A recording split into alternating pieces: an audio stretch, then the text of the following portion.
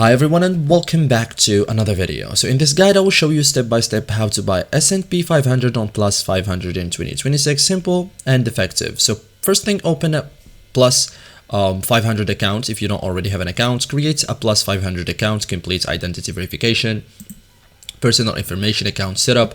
Once approved, you will gain access to the Plus 500 platform. Okay, so an approved account, account is required before trading. So after that, you have to fund your account. So before investing, deposit money into your Plus 500 account. So common methods include bank transfer, debit card, credit card, supported online payments method. So after that, wait until your funds become available.